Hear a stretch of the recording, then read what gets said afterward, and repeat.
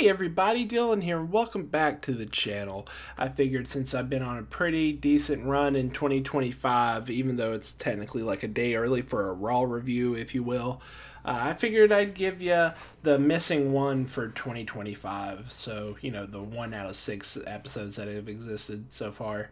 Well, 6 counting tonight's. Anyway, let's get into the January 13th, 2025 review for the show,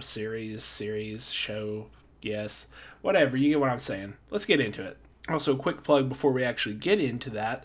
Starting next Monday, I'm going to try my hardest to do weekly old school Raw reviews. It's not going to pick up where we left off due to Netflix's limited runnings and some maybe highlight episodes instead of full episodes. We're just going to have to deal with whatever's given to us, so to speak. But next Monday I'll have an old episode of Raw up for a review on that, if that interests you. Anyway, let's get back into the actual episode. Show starts off with the SAP Center outside, or maybe it's the SAP Center, I don't know. It's in San Jose, California. As they're showing it, they talk about how many times San Jose has hosted a WWE event. Oh, and also, by the way, this is, I think, the Raw anniversary, the 35th year, if I'm not mistaken. I don't know why that wasn't mentioned, but just a little tidbit to throw in from me. After they hype up the Raw from last week, which I think was a Netflix debut, if I'm not mistaken, whatever it was, you can check it out here. Haha, cheap plug. After they plug that, we have a car speeding through the gate, honking, with the crowd chanting somebody's name. Who is that, you may ask? Well, it's CM Punk. Yeah, that's right, he comes out of the car, his song plays, and they show him walking from his car through Gorilla all the way to the ring. He takes his time successfully hyping up the crowd and just soaking in their cheers. After that, he thanks them for cheering his name and then thanks the firefighters that are dealing with all the wildfires right now. He then transitions talking about how he beat Seth Rollins last week. So yeah, this was a Netflix debut follow-up show. And how that Rollins is off his metaphorical plate. If only he knew. After that, he goes into promo mode talking about the Rumble last year and how one tear cost him Mania and beyond, essentially. And during this, he takes a subtle shot at Cena, and then he draws attention how Cena said he'll be in the Rumble, so will he, and that this is going to be his year to win. He says to play his song, and when he does that, Seth Rollins' music hits instead of his. Seth comes down to the ring, and he's ready for a promo to do his little thing. And Punk asks the cameraman, why can't it be Rhea Ripley interrupting him? When Seth gets to the ring, he pulls off his sunglasses, and he shows the shiner that Punk gave him last week. I didn't know if it's cosmetic makeup or an actual black eye, but it looked pretty rough. He then says Punk shouldn't be surprised to see him, considering even though he lost, he would still show up to work, unlike Punk. They keep on taking subtle jabs at each other like this. And then Seth says that all of his biggest losses, the loss to Punk was the worst. He says that the one thing that he can do to seek redemption is to take his CM Punk's Mania dream from him, and that he is going to win the Royal Rumble. They take shots at how they both are going to get rid of each other until Drew comes out to the ramp. He belittles them both, runs them down, and Punk reminds them what happened last time they fought. Drew then says that he wasn't talking to Phil as he was running him down, he was talking to Seth. Seth then says that he will also beat him up. Sorry these notes sound so cookie cutter, they're making me laugh. I don't know what I was on that day, but I guess I was tired. Drew then tells them that they are both so much alike, it makes sense why they don't like each other. And he runs one of them down for not doing anything during tribal combat last week. I think it was towards Punk, maybe? I'm not sure. After a bunch of talk between the three, Punk threatens to throw down with them right here, right now. And Drew says that no, there's a bigger problem, and it's Roman thinking that he's ahead of everybody. He then says that he is going to be in the Rumble, and at this point I said, I hate everybody saying they'll enter the Rumble, please stop it. Little did I know, everybody was going to announce that they're in the Rumble, 16 people were. After that, we see Priest entering the arena with, I guess, a Puerto Rican stick. Like, he has a kendo stick. I get it, kendo's the form of the martial arts, technically.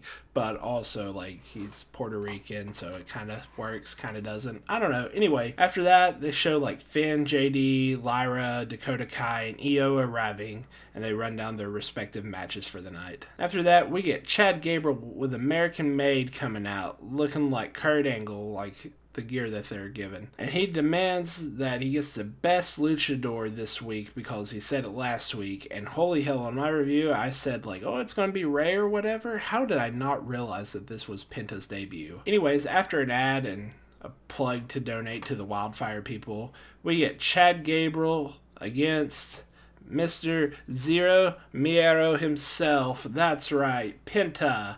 And I got so hyped to see Penta in WWE finally.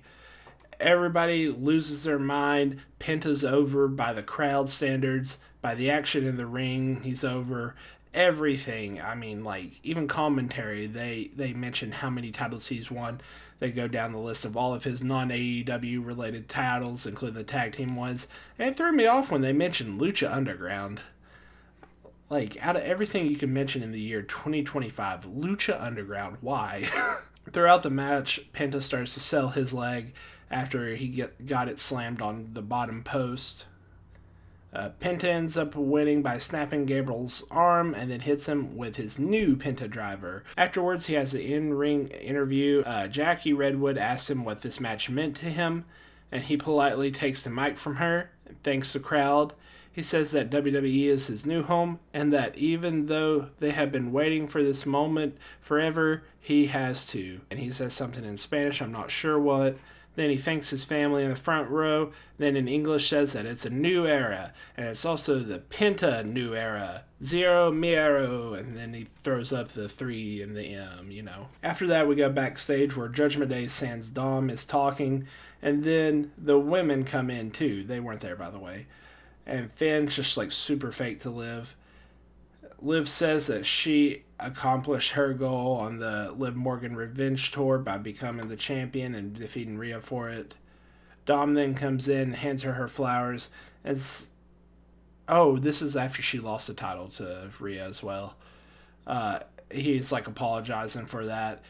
She says that she's not mad at him, but she wants him to do all their slack work for the week. So she's like, oh, I'm not mad, but she's actually like pissed off. Finn says that he will win tonight, and then JD will take their tag team titles back next week, and JD,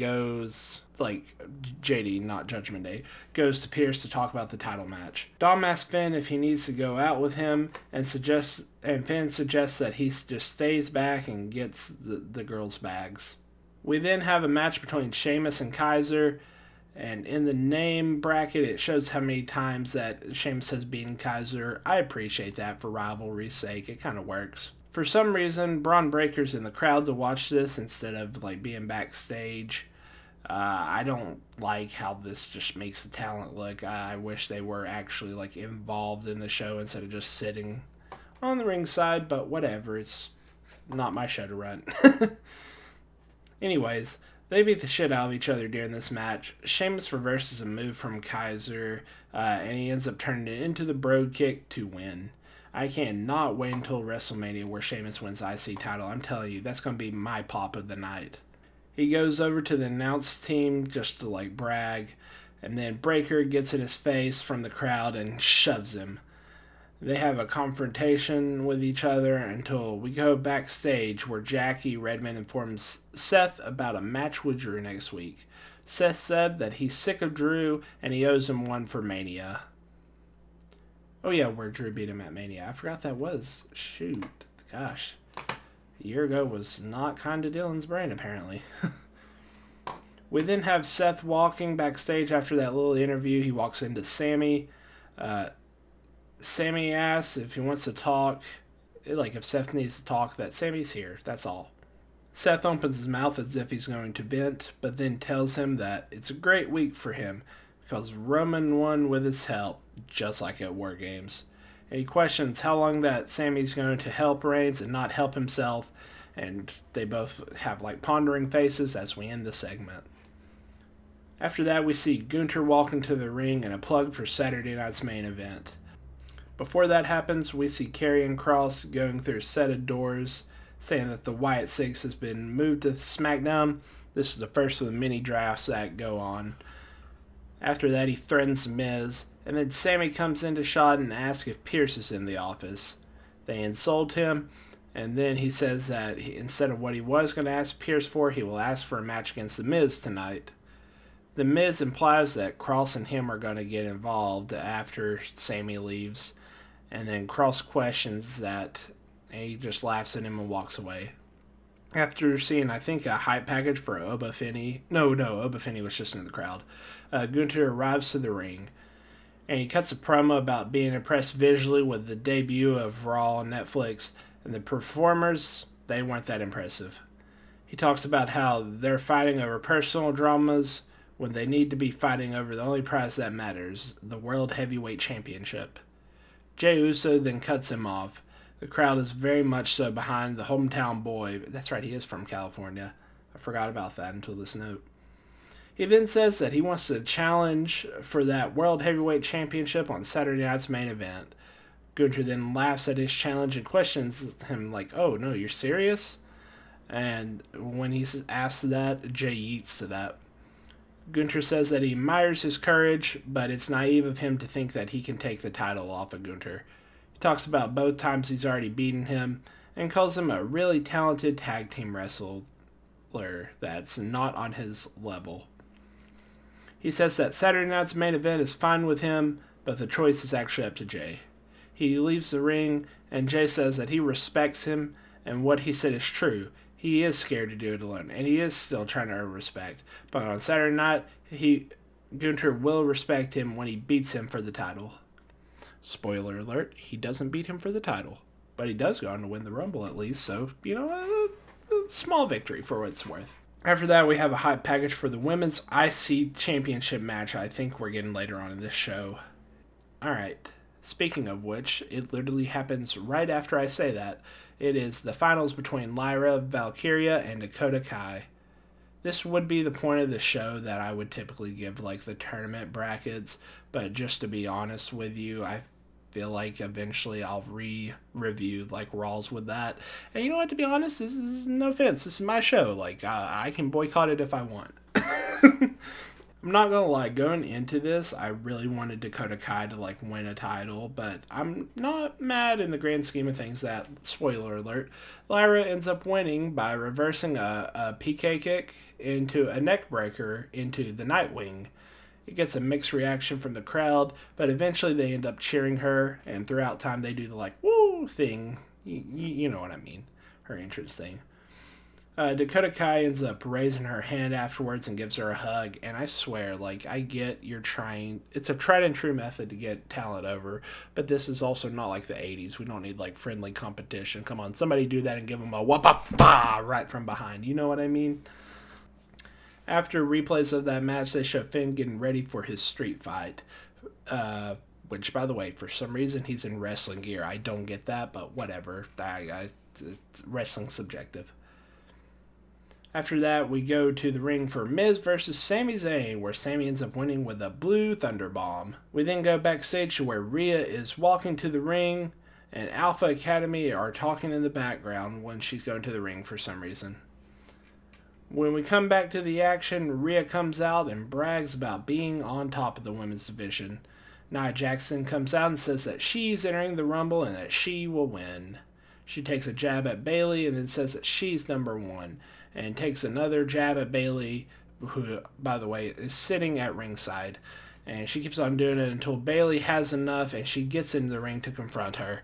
Nia ends up shoving her down and then shoves Rhea. Rhea and Bayley both eventually kick her out of the ring, beat her down, and celebrate together in the ring. Commentary then plugs the next show, which JBL will be a guest for. That I wrote down, that seems dope. Spoiler alert, that was dope. After that, we get the street fight, which lasts about 18 minutes after entrances, so they don't give their normal, 30-minute main event match.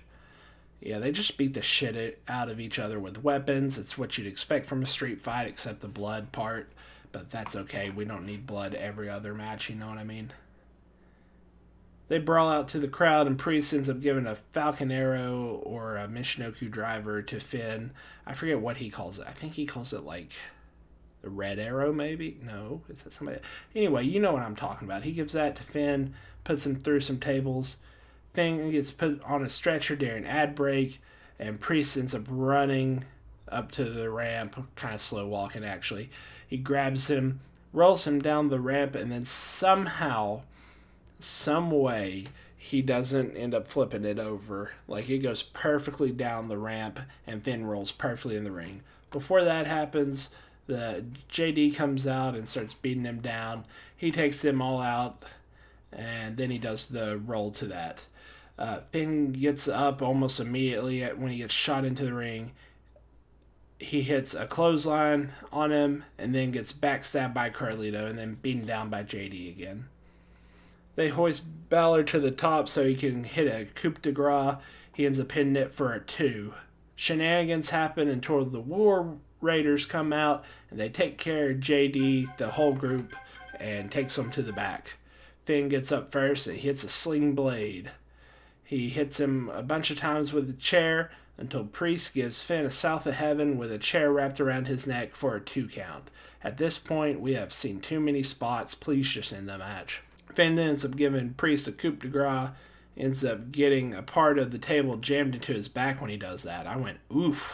After that, some other segments happen until Priest runs Balor through the Timeskeeper area, like that little wall they have up, and then puts him through the, I think it says table. Okay, yeah. There's just a table sitting on the outside. Rolls him in and then chokeslams him with the South of Heaven to win. They show the replays of the match, show Damian and Priest celebrating, and we fade to black. For at least what I remember of the show, I mean, it was a pretty decent show from what it sounded like. Anymore, it's like, just to give you a heads up, I'm trying to think.